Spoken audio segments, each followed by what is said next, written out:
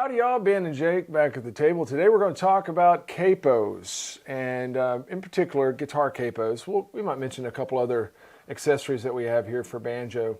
We won't even mention the mandolin capo debate, but today we're going to talk about guitar capos. And what I like to do is just talk about the few categories of design that we have. And then we're going to spend, I think, the majority of our time talking about the Cradle capo because we have a wide price range here. And internally within that design, a huge debate about, let's just be honest, is it worth it to spend a couple $100 on a capo? We're going to give you our opinion, and that's all that is, but it's an opinion that's formed over a few decades of using these various capos. And I'm just going to be straight up with you about what I think. I know that you always are. So people can disagree with us or agree with us. We really don't care. We're just going to tell you what we think here. But we prefer if you agree. Yeah. It makes hurts our feelings. Right? Yeah. Actually, I kind of thrive on the tension of being against the stream. So I don't. It makes me nervous. Hey, let's start with these. These are the capos everybody gets when they're first getting into playing guitar, right? These Kysers, they serve a great purpose. And I'd like to give you some positives and some negatives, perhaps, of each model here. But this was going to be your most affordable model to get into. It's just a basic spring tension capo. Yeah, and this is in a category I would call like a set tension. Yeah, set tension. There's no adjustable tension. That's a good way to describe it because the other categories here do have adjustable tension. And it's that set tension that's going to end up causing some problems if we're using this capo. Before we talk about that, I want to talk about what these are great for. One is if you're going to be a loser of capos, you want to lose these, not these others, because this is the least expensive. As far as ease of use, anybody can use these. What I like about these, and we would find ourselves using these even in a pro context, is that they're so quickly changeable from fret to fret. That's actually what this is called, the Kyser quick change. Yeah.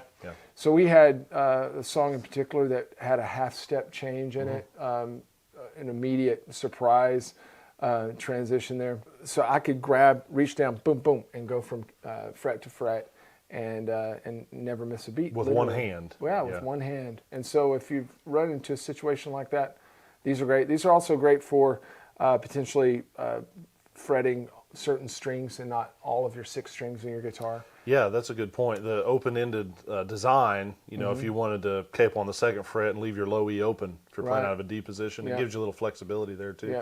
Yeah, totally. And they make capos that are built specifically for only capoing part of your strings. This is essentially the same thing. It's a Dunlop. Basically, it's just enough design change to not be an infringement on their patent or whatever. A bit easier to compress there. Yeah. This spring right here, man, this thing could hold up the front end of my Ford, I think. And that's where we're going to run into some problems with these, is that they have to make this spring so tough that it is going to successfully capo everything. Even guitars with action that high. Yeah, the cheapest Sears and Roebuck, split top guitars that you find in your dad's attic with, an inch high action at the 12th fret. This thing will get the job done, and because they have to have so much tension and strength in that spring, it's going to just squeeze way too hard for most of the guitars that we're playing. And what happens when a guitar capo squeezes too hard? It causes your pitch to go sharper and sharper. So you're going to run into a lot of tuning problems. More so than the rest. Any capo, you're going to have slight. Any capo, you're going to have slight sharpening. Yeah, and I want to just point that out here at the beginning, is that even when you play with your fingers, you're causing your guitar to go sharp. Oh yeah. That's just the way it is. And so some people, they say, well, this guitar causes, I put it on a tuner and my guitar's sharp. Well, do the same thing with your finger. Yeah. And it's going to some degree it is, and depending on how the guitar is set up. And such. So anyway, a couple more kind of cons of this design that I've seen over the years with the plastic construction. 2 things will happen: either the plastic will fail around the spring tension, fighting it for a few years or whatever, or eventually that leaf, that kind of extended arm on the spring, I've seen those break before. And the other thing is that the rubber that's used isn't really, I mean, these are kind of designed as a throwaway capo in a sense. That said, you can use them for years. I mean, they do last. It's not like they're junk, but they're not intended to be a lifetime capo. It's not easy to change the rubber out. It's like epoxied on. It's not like a tubing you can just slip over and keep going on the face of it. Yeah. And like I said, the design, this is probably of all the capos we sell, I've seen this one fail the most. Right. Same with this one. But anyway, you know, for the price, I actually have no problem recommending those capos. Often someone comes in, they've got kind of a starter model guitar, or they're more of like a hobbyist. They're not like they don't have the professional demands that a pro would have. Yep. I think it's probably best that they kind of save the money, and not everyone is going to need or appreciate a $200 capo. So a couple of advantages. Works great as a chip clip, and also I actually have used one for that. Yeah, I have too. And as an emergency tournicket. Yeah, hose clamp. Yeah, if you cut the end of your finger off in the table saw and you've got one of these handy, save your life. Yeah. Save your life. All right, Good moving stuff. on. We move into our adjustable tension capos, right? Yeah, so I think if you're budget minded, this one and this one aren't too different in price. This one's made of stainless steel. It's got a pretty neat, if you like to fidget with things, or if you're mechanically interested in things like that at all, this is just a neat system that it uses. It uses this throw lever to apply tension here and locks in. So This is a Shubb. This is just your traditional Shubb. Yep. And they've actually redesigned this in recent years. It has a wheel. Now, it used to just have a rubber tip that the point would wear out and you'd have to replace that tip. With this new design, this wheel on this spring steel, I don't know that it would ever wear out, honestly. I've even got some of these that are decades old with the old rubber tip, and you just replace that rubber tip every once in a while. Or you don't even have to replace the rubber tip. I've seen people, when that tip wears out, they'll just run it with the screw head, Right. and it still functions fine. But I think this is a solid option. This is what Doc Watson always used. This was his capo of choice. And I think for the money, you're getting a quality steel capo that is actually built to last, and it's adjustable tension.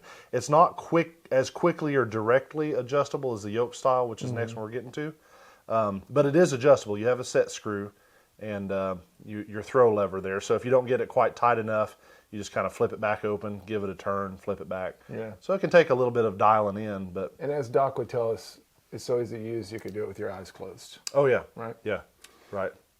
You replace this sheath if you need to, and that wears out, and they will. All of these, over time, with your strings cutting into this sheath here, it's going to wear grooves, and that's eventually going to affect your intonation, affect the effectiveness of the capo. One reason why I got away from using these is because I kept losing them because they don't hang on my guitar. Yeah. And the idea of having a cradle that could hang out north of the nut there was really kind of a capo saver for me. Yeah. That is the one big disadvantage of this. You have to store it in your pocket. Yeah. Really. Or throw it in the case pocket. But, if you're on stage or whatever, I always just drop it in my pocket up here if I'm using a capo like that.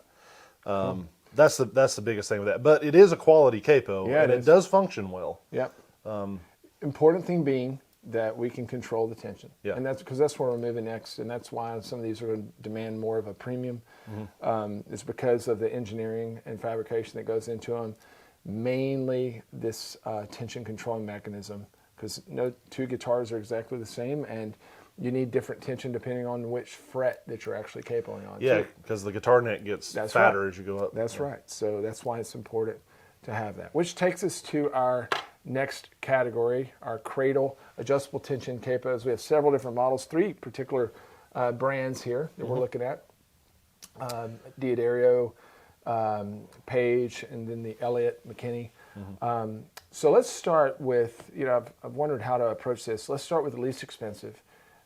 And then move toward the more expensive. I know that the great debate out there of whether or not it's worth spending $150 to $200 plus on a capo. We'll share our opinion as we get there, and let's just start here with the Paige. Yeah, tell us what we got. So really, by design, it's very similar to a $200 capo. Just the yoke style. A couple of things about this style, if you want to just talk about the advantages of the general style to begin with, before we get into maybe particular differences in the price points, is you have just a direct kind of self-centering mechanism. You can store, generally speaking, there are some guitars where it's a little more problematic than others. If you have a volute on the back, like the old Martin style.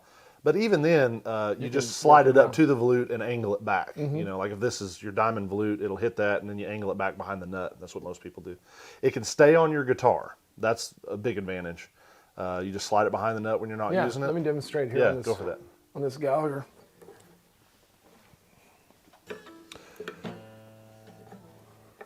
Throw it right over it, and this has got a volute. It's not a huge one, but I can just, you know, tighten it down just a bit. It's important not to go very tight, any tighter than you need to. Right, it'll stretch the strings. Yeah, you're going to pull it sharp, but not so loose that it falls back over the nut whenever you're playing. So there's a little sweet spot there. Yep. But man, that's handy to have it on. Right, and so now that you want to use it, you just slide it up where it goes. And since you have that direct tension set screw, you just kind of, you develop a feel with a little practice on when the pressure's right.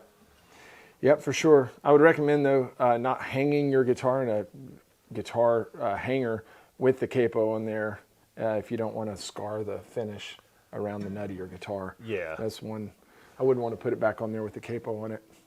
Another thing about these that is handy is there's less stuff hanging around. Like, throw this on there by comparison. Somewhere in the neighborhood of B flat. Yeah. I mean, look at all that going on. There's a lot of material hanging on the guitar. More potential to bump into it with your left hand, etc. Yeah. Be tougher to make it under low bridges. Yeah. And it's just not as... I know this doesn't matter, but you'd be amazed how many people buy a capo for this reason and tell me that for this reason. I personally don't care. I'd use one of those if you know it served me. But a lot of people, when this is on and applied correctly, you almost can't even see that there's a capo on the guitar. It just looks like one of the frets almost. Yep. And so that's kind of become a trend in recent years with all the gear is minimalism. Even tuners now, they have these little tiny, they go inside the sound hole so you can't tell that there's a tuner on the guitar, you know. Right. I love for deception to be one of the main factors of my playing. Yeah, right. I'm not using a capo. I'm just playing an E flat because I'm that good. Like I said, it seems silly to think of it that way, but it's important to some people. I mean, I get it. I get the streamlined approach. I think it looks. I think they're beautiful. That's another reason why I use them. I'm not scared to admit it. And the Paige, it comes in around $30 right now. At the time of this video, anyway. You know, everything increases over time, but especially lately. Right. In my opinion, with this now, Paige does offer some nicer ones. This is kind of more your entry level for $30. They work really good. I've even gotten years out of a Paige. You know, this one's my personal one. I grabbed it off my guitar before this video, so we didn't have to open packaging on a new one. And I've been using this one about 3 years, and it's still working fine. 2 to 3 years maybe. But eventually, what has always happened to me with Paiges, 5 years plus, because the frame steel isn't as substantial as like a good stainless capo. The threads on that, just from use over time, you know, and the pressure on that alloy, right, is going to, and it can kind of, you know, the tolerances are a little looser. The screw walks around a little more than some of the nicer ones. It'll flatten those threads out, and it gets to where it doesn't hold tension as good. It's harder to work with, etc. Yeah, it starts making noise. And it gets to tough spots in the threads, and those tough spots in the threads are always right where you're needing to adjust your tension the most. Because that's where it's been abused the most. Yep. So that's the one downside with the Paige is it's a great option for the price for $30. You know, I think it's perfectly functional, but you're not going to get the years of longevity out of it that you would with a more premium option. Yeah. So. And that's eventually what did drive me mostly to the high-end capo market. We'll talk about that as we go. What have we got next? So this one is an interesting little guy. This is a Shubb fine tune. And I feel they really did a lot right on this. There's a few features I like. It is a stainless frame, which is very nice, especially at the price. These are about $75. So it's kind of a more premium capo, but it's still kind of half the price Right. of the most premium capos. And it functions really well. It's just slick as a gut, honestly. It's got a spring-loaded latch. That's one thing we didn't talk about on this one. In the traditional styles, they just have a manual Hinge latch. yeah, like a bail latch on a hinge, kind of just a clasp there, which that works fine. I never had any problem with that, really. This one is spring-loaded with a bevel. Almost has like a little beak on it, and you can just Easy push it to operate in. with one hand. Yeah, you can Off push and it on. in, and you flip it up. And if it's under, you know, if you imagine the guitar's under spring tension pushing out, you flip that up, and it's going to open right up for you. Really cool. They have these self-centering rubber bumpers on the inside of the frame.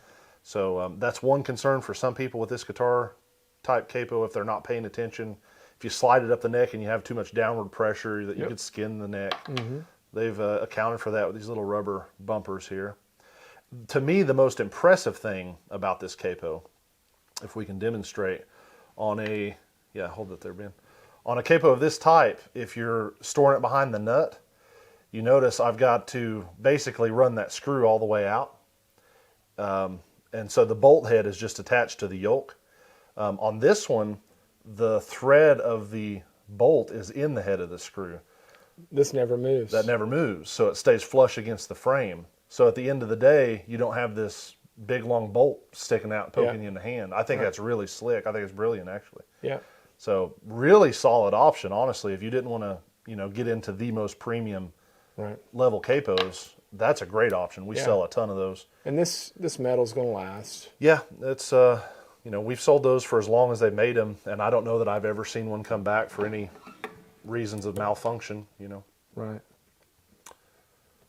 Smooth, and you know they call it the fine tune because the knob on the back, the tension knob, does have numbers on it. Yeah. So if you wanted to try to, you know, document. Yeah, and they put you What like you a do. cheat sheet up here, like for fourth fret, I'm going to set it at a 9. 6.2. Yeah, 6.2, yeah. Like you're calibrating yardage for a scope or something. But no, it's a cool feature. Oh, and there's a show them the back. Show them the back. Capo. It's got a real pretty little abalone Yep. or abalone. Do you know if you pronounce the E on that word? I put the E on it, man. Abalone. Yeah. It's probably because of bologna. Yeah. Pepperoni. Pepperoni, bologna, abalone. It's more fun to say. Yeah. So just a really nice little package in the fine tune. Oh, I've always really enjoyed those. Yeah. Plus, when you get into the counterfeit market, it's more fun to say that's phony abalone. Phony abalone. Yeah. I think I'm going to change professions just so I can say that in a legitimate context someday. I know I'm under oath, and I'm here to say it's phony abalone. All right.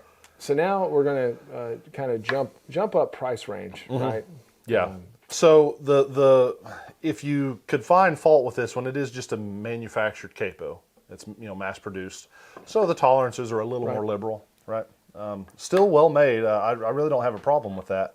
But when we get up into the higher end stuff like the Elliott's, you're getting into each capo was handmade, you know, and that's a big deal to a lot of people.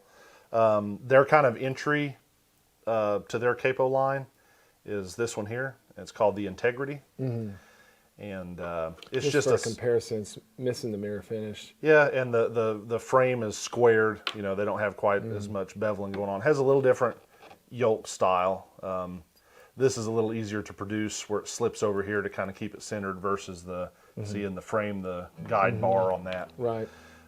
So anyway, it's still a very well done capo. It's still a lifetime capo. It's premium materials.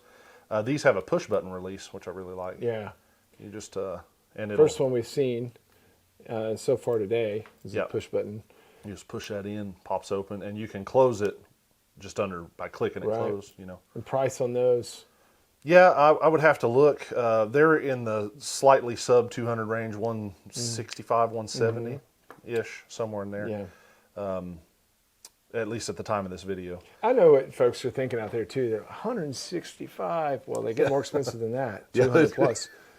For a capo, like, why in the world would I do that versus a $30 Paige? When, you know, if we did a blind test and I'm playing a Paige capo and then an Elliott capo, you would never know which capo was being used by listening to that, perhaps not even by playing it, right? So I think it's good for us to address this question now. Like, our premium capos, in particular, we're talking about Elliott here. I know that is it Shubb or is it Paige that also makes a $200 range capo? Yeah, Paige has their higher end model stuff now too. Which we're not carrying that right now, but so we can include them in this question.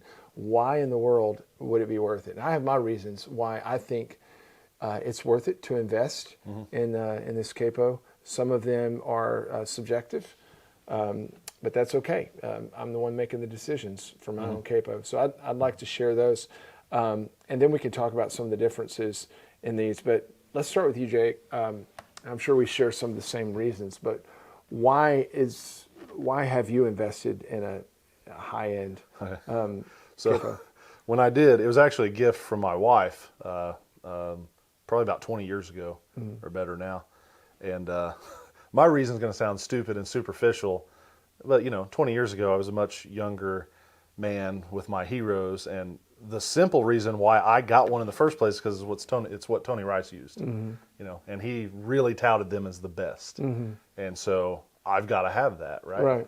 But over the years, the reason my opinion has to own one and to keep owning one, and if I lost this one, I would buy another one, because this one's mine. This is the one I'm actually talking about, and I've had that beauty for 20 plus years, and it works as good today as it did then, and it's always been reliable. It's never failed me. Due to the more precise nature of a handmade capo like this, I feel the sustain is a little bit better with less sharpening. Like you said, you'll always have a minor degree of sharpening regardless when you use capo. But I just like quality things that last, and someday when I'm dead and gone and my kids inherit my stuff they both play, they'll be able to use this, and their kids will be able to use it. As long as I don't lose this thing, or someone down the line doesn't lose it, it's going to be around. And you can easily replace the leather pad. In the cradle. I've never even had to. 20 years, this is still the original leather pad. I think I've even got I think I've replaced the tubing once, but that was years ago, so probably once a decade. What I will do with the tubing is I'll roll it, because you can do that with this type. But they're just really well made, handmade, very precise, stainless steel frames and screws that just, feel that bend. I know that just run that screw in and out. It's butter, right? Still, after all this time, there's no resistance. Just in that sense, I think they're worth it, Yours has the latch design. They didn't have the push button at the time. Mine predates their push button. So mine was just the bar and latch. Still, just the fit. Yeah. Is just dovetail, man. Yeah. Okay. Well, I think those are substantial reasons. I think they're worthy. For me, I share those same reasons. I'm just harder on my stuff, I guess, because I went through 5 to 7 pages in just a few years. Of course, I was getting them wet, and there's a little bit of rust was started happening, and various things. And so finally it dawned on me, because I was very shy of spending. I didn't have the money to spend $200 capo. I thought it was just outrageous. But then it dawned on me one day that I've spent $200 on Paiges, and other varieties. I went through a lot of these too. And I would lose these because they weren't on my guitar, so I started doing the math, and so that's one reason. Number two, just the older I've gotten, the more I'm drawn to handmade quality, American-made quality. And then I got to know Scott and Melissa Elliott, and knew Phil Elliott, Scott's dad. So then there became a personal connection. And then when we went in business here, the general store, he's one of the first guys I called because I know what kind of people they are, and I wanted to support folks that have their values and that are small businesses and making quality products. So all of those things together, you may not share the same reasons, but all those things together caused me to opt for the Elliott. And like you say, it's going to last me a lifetime. It's something you can hand down. I love giving these away as special gifts. Like when I have a guitar player and they deserve a very special gift because they are expensive, but that's something that I love to buy for people. I love buying leather goods for good friends and Elliott capos. It's just something that means a lot. And it's going to last. Yeah, and they get way more way more fancy from here. He started making a twist frame. Yeah. It's another probably $50 upgrade or so that looks so slick. And then just like we saw there with the Shubb, fine-tune, got abalone engrave or inlay. Yeah, on in the screw head. Yeah, that you can opt for as well if you really want to blow it out of the park. And that one you were fondling with, that's your personal That's one, right? my personal one that I've used. This is probably, this is the Elite. I can't remember how long he's been making the Elite. It's got a slimmer body on it than the others. It's substantially lighter. It's lighter, yeah. And man, it's just so easy. Can't tell that it's there. Such a slim line whenever I'm playing it. And I've had this one for years. And one other thing that I wanted to mention, just as I fit this capo on this guitar at the 5th fret, is that when you go with a custom capo, and there's other people out there that are making great custom capos too. Sure, We should mention those people too. Yeah, there's a lot of high-end boutique, more individual kind of people Right. making them in their garage kind of a thing. and Elliott's a lot like that too. They're Right. they're very limited production. They're not mass producing Yeah, them. But it's Scott and usually one other guy. Melissa's taking care of the paperwork a lot of times. But they can custom make you a capo for your particular guitar. And if you need a capo, hey, I've got a special application. I'm needing a capo 7th fret or 9th fret, or maybe I've got a really wide nut guitar, or I have Unusual an radius. abnormal radius. Yeah. Then Scott says, well, what's your radius? You tell him what those measurements are. He had to do that. I had a compound radius on a banjo, and he was able to take that and create for me a capo that would most intonate on that banjo, which was quite a challenge. Right. So after that experience, I thought, well, And that's after what I had to do. And after using that capo, you couldn't go to anything No, else. I couldn't. On that banjo. Because what I was having to do is take other capos, put them on the instrument, and tighten it down, and then I would have to twist the capo up or back Yeah. to put more or less pressure Yeah. on certain strings to try to make the tone clear or to make the intonation as good as possible. So all that to say that I'm going to say these are definitely worth the investment. I know folks will disagree with me. That's okay. But Well, I think they are too. And if I you've think got there's the money to spend, yeah. I Same- think there's different customers. You know, if your guitar's worth $200, don't buy a $200 Right. capo. You're not going to have, it just doesn't make sense, right? But if you're into the higher end aspect, if you got a guitar worth $4,000, like a lot of bluegrass players do, I think it absolutely makes sense to have a nice capo. yeah. It just makes, everything about playing an instrument, from the pick you use to the capo you Strings. use, the strings, the instrument, you find those things that make that job easier. Right. And I definitely feel like a high-end capo does that. Yeah. It does something to your self-esteem Yeah, it does. as well. Right, yeah. Now, there is a style of capo we haven't mentioned, and that's the old elastic stretchy band type. Don't buy one of those. Just don't do it. Like, if you clothes inherited a guitar and it's in there and you've been using it, I'm not going to begrudge you for it, but if you went to buy a capo, we don't even carry that kind of capo here. Yeah. It's like, Yeah, we don't like to carry anything that we're going to have to take returns back on. Yeah, and right. Get bad mouth. We carry stuff that we use and that we would use, including all of these capos here for various applications and budgets.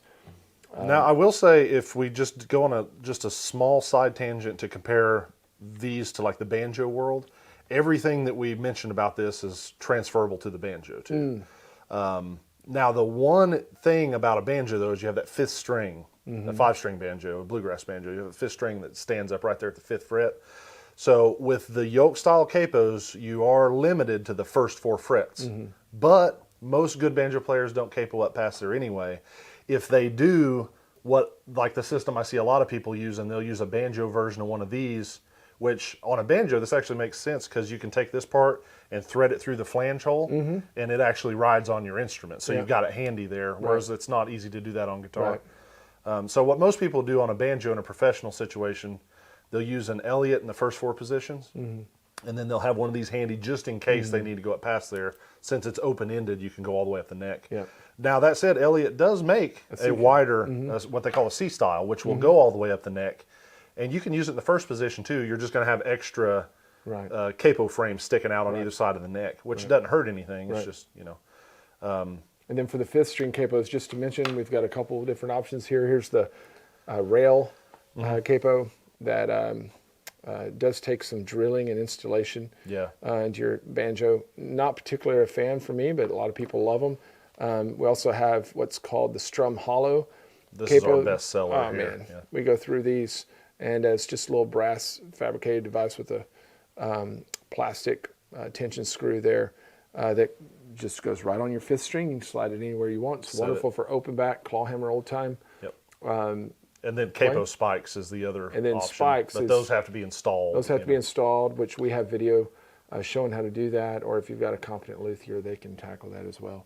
That's what I prefer. And then I carry one of these in my case for weird applications where I may want to capo my 5th fret at the 12th, or 5th string at the 12th fret, or something for whatever reason. It works great. Well, good. I think we covered most everything that we need to cover. So. One last piece of advice for me. If you go to your local music store with the intention of purchasing a capo, don't call it a capo. You will get made fun of when you leave. So. Thanks, Jake. And that's why people come here. Right, yeah. Well, I'm just trying to save you some, It's why it's safer to shop online. Yeah. You can call it capo all you want. Yeah, as long as you spell it right. I don't know how you're pronouncing it if you send an email about it. And speaking of that, come see us. Banjo Ben's General Store. You go to banjobenclark.com, click on the store there. If you want to learn how to play, we've got tons of lessons there too. For my Gold Pink members, we'd be honored for you to check them out. Or give us a call, 833-BANJO-BEN.